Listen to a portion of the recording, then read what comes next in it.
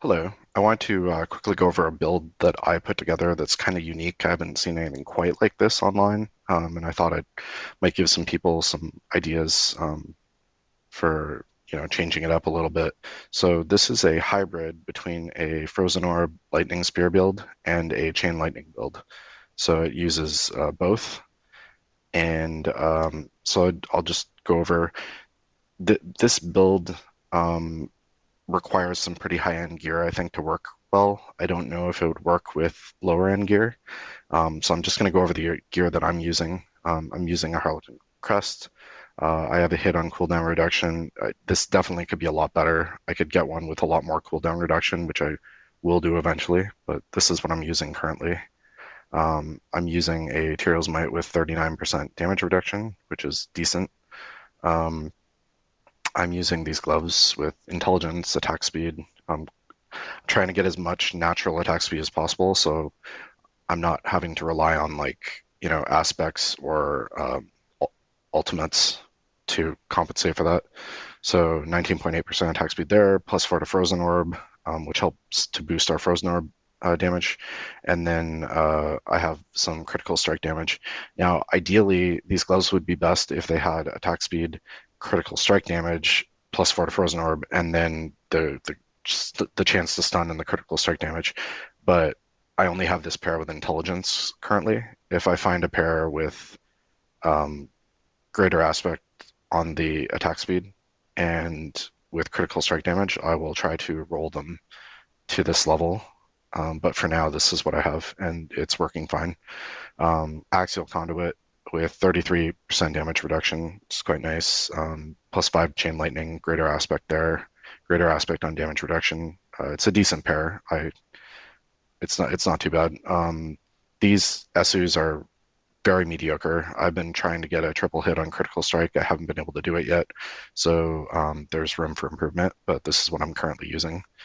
And then for the wand, intelligence, maximum life, critical strike damage, chance for a second lightning spear. I've tried this build with having the chance to cast Frozen Orb twice on the weapon, and I find that having the chance for a second lightning spear on the weapon produces more lightning spears in general. So I've gone with that. Uh, Frozen Orb explodes 2 additional times as the aspect. Pretty standard. Here we want the splintering aspect of splintering energy for that crazy increase on lightning spear damage that it provides, and uh, that scales with critical strike. So we want as much critical strike as we can to really scale up that lightning spear damage.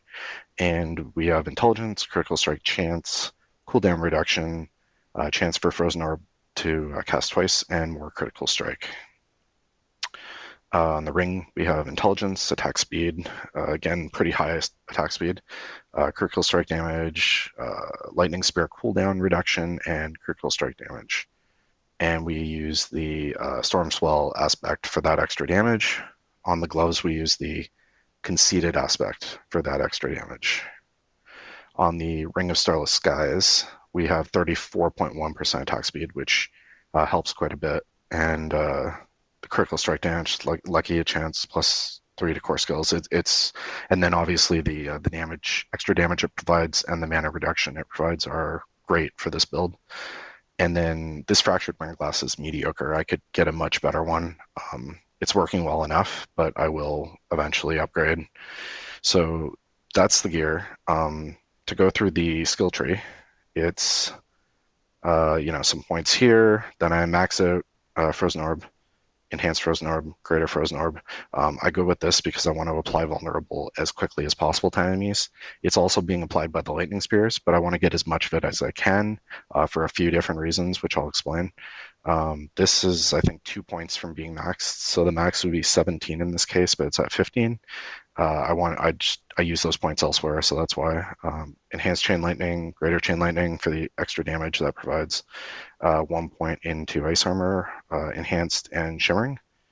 And I do Shimmering because we're blowing through a lot of mana with this build, so this helps to reduce the cooldown on a regular basis and keep our shield up at all times. 3 into glass cannon, pretty standard. 1 into lightning spear, 1 into enhanced lightning spear, 1 into invoked. We don't need a lot of points in lightning spear. Splintering provides a lot of damage from the amount of critical strike that we have without having to pump a bunch of points into it. So we just leave it like that. We want to stun enemies as much as possible because I have some stun-based damage increases on the Paragon board. Max out Conjuration Mastery. We want to put 3 in the Mana Shield. Again, we're blowing through a lot of mana, so this provides pretty much constant 30% damage reduction, and this provides pretty much a constant barrier on top of the Ice Armor. 2 in Icy Veil. This is just to help keep the Ice Armor up at all times. I find 2 is kind of the magic number here. If I get rid of this, sometimes it'll drop, and I want to keep it up as much as I possibly can. 3 into Devouring Blaze for that additional damage. This is very standard on most builds. I put 3 into Frigid Breeze. This is so that we're constantly regenerating mana from our Frozen Orbs, which helps to maintain our Chain Lightning. So it's kind of like this feeds the Chain Lightning in a sense on top of the resource generation that we're getting from our conjurations and from our Ice Armor. And yeah, we're basically just synergizing those two things. And then these are just for additional damage from Frozen Orb. We want to do as much damage as possible because that's one of our main attacks. This Coursing Currents, because we have Chain Lightning flying around and hitting enemies all the time, this helps to boost our just overall critical. It will keep ramping the critical strike chance up until we get a critical, and it'll just keep cycling through and doing that. So with all the Chain Lightning flying around, we're just constantly like critting more than we would be. And I tested with and without this, and having this maxed makes a considerable difference. So that's why I've gone with that. And then 3 into Electrocution. This provides 18% damage reduction right off the top. From monsters that are hit, we're constantly hitting everything with our Chain Lightning and our spears and our, everything, all of our shock skills. So this provides it right off the top before any other DR takes place. Viewer's Mastery for the extra damage and the 25% damage reduction. So we have, 25% damage reduction here, the 18 off the top here, the 30% here, and then we have the 20% here, the 39% here, the 33% here. Like we're really, really beefy on damage reduction, and this build is quite tanky. I can pretty much just waltz through stuff in tier 8 hordes without worrying about anything. I'm not even using warmth like some builds use to because I don't generally even really like lose health. It can happen, but I just pop a potion if it does. So that is the skills. For the Paragon board, I went with the Paragon board from the Jon Snow Tesla edition Frozen Orb Sorceress that you can find on Maxroll. And the only real modification I made, I think, was peeling off some damage reduction from vulnerable stuff that he had defined on here. I think there was maybe a couple of damage reduction things in a few places on here. I forget exactly where I removed them from. But so I peeled those off, and then I came up here and I added more intelligence nodes, and I also selected these nodes up here to get damage to stunned enemies because we're stunning enemies quite a bit, and that helps to supplement damage on top of that. And I really cranked up the conjuration damage. It was at like 110%, I think, on his version of the board, and I got it up to like 194. So that's really the only change I made. I found this board was pretty well suited for this build already, and that was really the only like tweak that I had to make. So now that I've gone over that, let's go into a Hordes match here, and I'll show you what this looks like. All right. I'll just quickly go over the stats here. So, we have our like resistance is maxed. The critical strike damage currently is just over 1600. I could definitely get higher if I get like a higher SUs and I get critical on here. But for now, this is what we have. Obviously, that skill I was talking about earlier, helps with this a little bit too. Critical strike damage is 76 at the base, but this ramps up because of Esus as we're attacking stuff. So this will be quite a bit higher, like while we're fighting. Attack speed 73. Now, before we go in, I always use Elixir of Advantage too to get it up to 88. I find that's like 80 between 86 and like 88 or whatever is like the sweet spot for the speed for this build. And yeah, everything else is pretty standard. Um, I find having about 1500 life with this because of the amount of DR it has. This works pretty well. I find this is enough to kind of save you from if you get hit by something pretty bad, it'll usually save you from dying. And that way I can still put these extra intelligence on these two items to get that extra bit of damage. So let's get going here.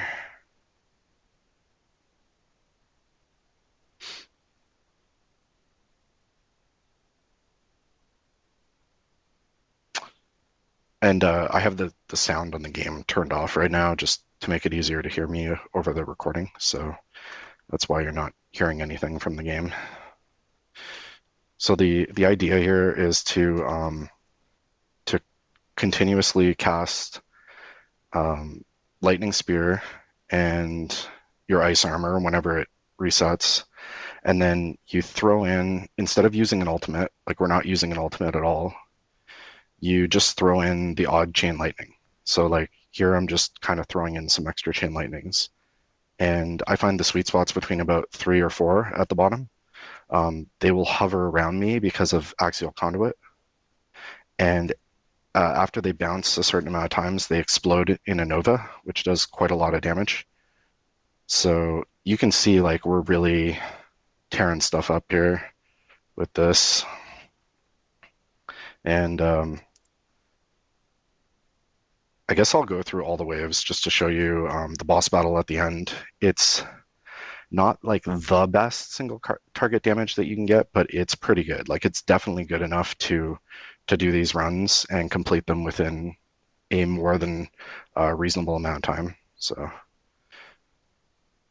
I'm not gonna try to go like I'm not gonna be concentrating. Oh, oops, I'm not gonna be concentrating super hard on trying to get as much like ether as possible, but we'll see what we end up with here. I think my record with this build is like 1200 by the end, somewhere around that. But that's when you get like really lucky on the perks.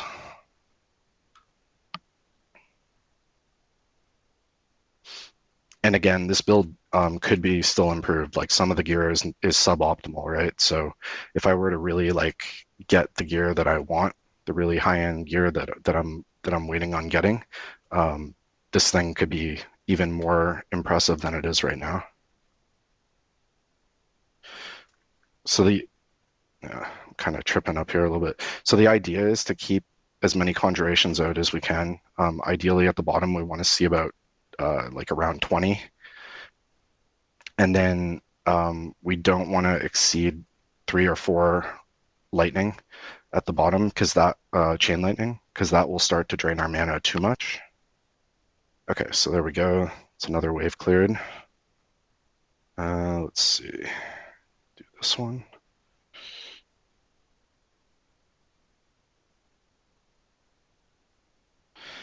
And the damage on this build actually does a pretty good job of like ramping up as you get waves because you'll be hitting more stuff with Frozen Orb, which in turn generates more mana. So you can sustain your Chain Lightning a little bit better. But this, I got the idea for this build because I originally was just messing around with using Axial Conduit with overflowing, or sorry, unstable currents. And I noticed that when I had unstable currents going and it was spawning the Chain Lightning, it was doing like a fair bit of extra damage. And I was thinking to myself, you know, I was kind of getting annoyed that trying to keep um, unstable currents going, you have to use something like, you know, orange aspect or whatever aspect of the Orange Herald, and you're wasting an aspect that could be, used to apply more damage. Um, so I decided to just completely do away with the uh, unstable currents with the ultimate, and just try to supplement damage using chain lightning instead and axial conduit, because I mean we're we're spawning a ton of conjurations, and with conjuration mastery that cranks up our um, resource generation by like a really decent amount. So we're just constantly generating all this mana, and most of these builds that are like this, the frozen orb spear builds or the pure spear builds, are not doing anything with that extra mana really. Like that extra mana is just pooling up and sitting around. So I figured, why not exploit that? Like, why not use that extra mana that we're generating and get an extra damage boost out of it? And this is the way we're doing that. Like, we're just, because we have all these conjurations out, we're able to maintain that mana very well. And then I'm basically just taking advantage of that and using it to just pump out a bunch of chain lightning, and to take advantage of Axial Conduit's ability to like really increase the damage from that, and keep the chain lightning going. So it's kind of an interesting build, and I've seen chain lightning builds online, like high end chain lightning builds, and I've seen high end orb builds and spear builds, but I have not yet seen a build like this where someone has synergized these two things. And as you can see, it works really well. Like you can really cut through this stuff um, without too much effort. Like I'm just melting stuff. It does take a bit of like resource management. It's not as kind of like brain dead. I actually like it because I find it, you actually have to play it. Like it's not just hold the button down and it just mindlessly kills everything. You have to balance out the you have to balance out and balance it out between not casting chain lightning too much and making sure that you have enough conjurations out that you're doing enough damage. So it's kind of like you're just constantly monitoring at the bottom how many conjurations you have and how much mana you have and how much chain lightning you have out right now. And you just want to kind of keep them all within range, between 18 to 20 conjurations, between 3 to 4 chain lightning, and once you're in that range, you're pretty much just demolishing everything without having to do much other than that.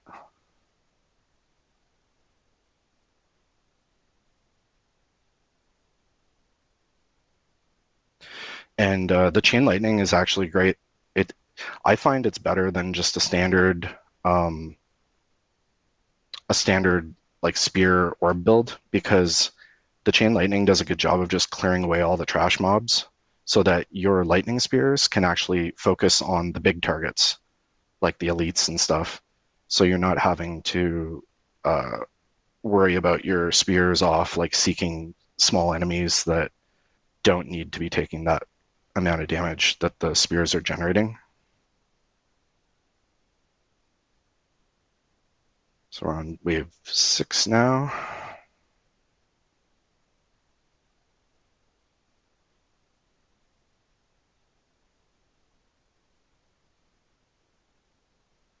Yeah.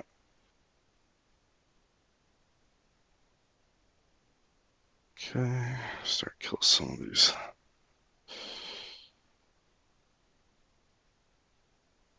And one of the things I do is I will target the larger enemies with the chain lightning, like hit them directly with it, and it actually provides a nice damage boost when I do that. Like it usually instantly knocks off a good chunk of their damage, or their health rather. But when you're doing that, you have to be careful not to overdo it, because then you might put too many out, and then your mana gets drained, and you lose some of that extra damage that you're getting from the lightning novas. Like you just saw a nova go off right there and just obliterate that guy. So that's what we want. We want to manage our mana level and the amount of chain lightning to make sure that we're doing that.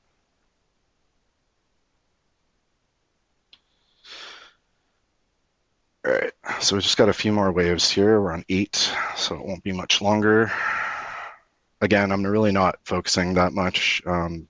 So the Aether we end up getting might not be as good as it could have been, but as you can see, it's still decent.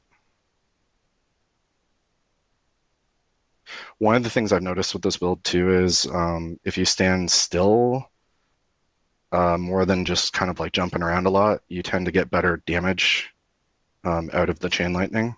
So I try not to jump around too much. Like I try to stay stationary um, when I'm like attacking the big stuff or whatever. Just find it really helps.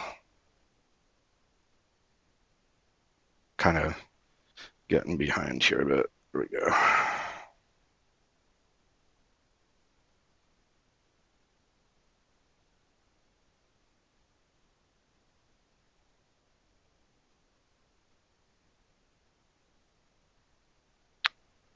Uh, yeah, whatever. Let's just do this. All right, we have 9.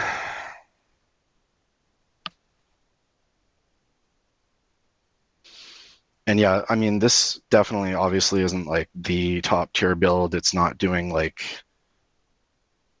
absolutely insane damage, like some of the, pure spear builds or whatever are doing, but it's a lot of fun to play. It has tremendously good damage reduction. Like, I think probably better than about as good DR as you can get on a sorceress. Like, I don't think you can really do better than what this is doing just because of the amount of sources of damage or of damage reduction on it. It's pretty wild. Like you can see that I'm really just not worrying about damage at all while I go through here. I can just kind of like waltz through stuff and it's like whatever. It's very, very tanky considering the amount of damage it's pumping out too. It's pretty good. And once I get those higher end items that I was talking about earlier, it will be even better. Like I think I could probably get the critical strike damage up to like the 1800 range. And if I can do that, it's going to be doing quite a lot of damage.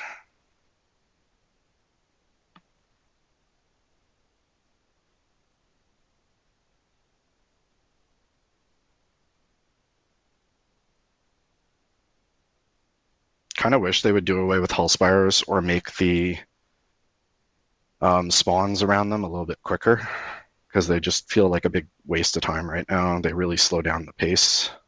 You get kind of like pinned down, and sometimes you're just sitting there like waiting for stuff to spawn. It's kind of annoying, especially on the earlier waves.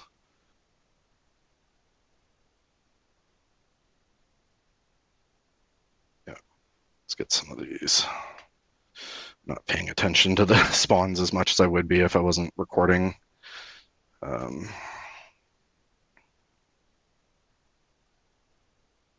oh, all right, so let's go get the bosses now. So I'm doing this completely uninvigorated. If I had that perk that you get, like where it invigorates you when you kill Hellborn, I'd be able to like just absolutely melt these bosses. But at least this will show you like what the base damage of this build is against the bosses when you're not invigorated. So what I usually do is I just kind of stand here and like, face tank them and just try to maintain my conjurations and my chain lightning. Try to keep a couple of chain lightning up, like 1 or 2. I find is optimal for this. And you can see like my mana is sustaining because my frozen orbs are regenerating it. And you can see I'm handling taking the damage from the bosses pretty well. Like I'm not having to really worry about anything. Um,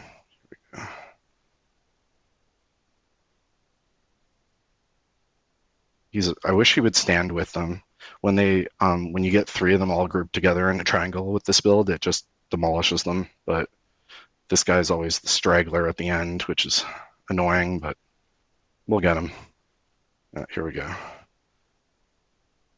Should be able to take him out now. Come on. Yeah, teleported. Great. All right. Yeah, and he's down. So not too bad. Again, if you're like invigorated by the time you get in here, you just demolish them. Like it takes less than a minute usually for that. So yeah, that's the build. And if anyone, I guess, has any questions about it or anything like that, feel free to ask in the comments. Um, I will probably put together a max roll build guide for this at some point. Um, as I mentioned earlier, the build to be this effective is pretty item specific. Like, I don't think it would work without Harlequin. You really just do need that extra +4 to make this like really work in terms of the skill points and just the overall damage. You really do need Tyrael's Might for that damage reduction. I've tried playing this with legendary armor, and for some reason, even though I've got all this other DR, just getting rid of this one item, I will die like a lot more often. Like my damage reduction just goes, you know, in the hole. It just stop. This is absolutely essential for if you want to be like super super tanky. And I also kind of like the extra little bit of damage that you get from the barrage, even though it's really not much. It helps to pick off, stragglers when you're doing waves. Um, Having really high attack speed on the gloves and on Ring of Starless and the other ring um, is pretty essential. And then using a potion is also essential. And you want to ideally, like I found that the sweet spot for the speed on this build is 88%. Like I was saying earlier, I think 86 might work, but I have it at 88 and I know that works. So that's kind of like my sweet spot for this. And then you obviously need Axial Conduit. The build will not work properly without this. And then you just want to pile on as much critical strike damage. You want to have a chance to spawn a second lightning spear on your weapon. You want to be using Aspect of Frozen Orbit. You want to be using splintering because you want that damage from your spears. That's really important. And then I was originally using acceleration aspect to give me an extra 25% attack speed uh, from hitting enemies with core skills, but I ended up doing away with that once I got enough attack speed because having both Stormswell and Conceited together is just a ridiculous damage boost. Like it is super, super noticeable. And having those also combined with this, where it gives the extra 50% multiplicative damage on top of the 30% multiplicative and the 25% multiplicative, it's huge. So having these three things is very important. I've tried this build with Talrashas and it just does not work well. Ring of Starless Skies is the ring for this build, and you want to have as much attack speed on it as you possibly can. The other stats do not matter. Attack speed is where it's at. So you want to get as many hits on attack speed as possible. And if you have a GA on attack speed, even better. And for the other ring, you ideally want 19.8%. And for the gloves, you ideally want 19.8%. That combined with the potion should get you to the attack speed level that you need. And then, like I was saying, you just want to pile on the crit damage. You want to pile on as much cooldown reduction as you can. You want chance for Frozen Orb projectiles cast twice on your offhand. And piling on a bunch of intelligence helps a lot as well. Having a little bit of extra life on the weapon helps. That's just how I've laid this build out. You can obviously tweak it and mess around with it, but I've done a lot of trial and error with the equipment and with the skills. Um, and I found that this particular layout that I showed is the optimal layout. I haven't been able to get it performing any better than this. And I think at this point, I'm pretty much just looking for a better win or less and a triple hit on the SUs, with hopefully a greater aspect on the critical strike damage as well to like really finish this build off. So yeah, I'm going to end the recording here. Again, if you have any questions about the build, just put them in the comments. Have a great day.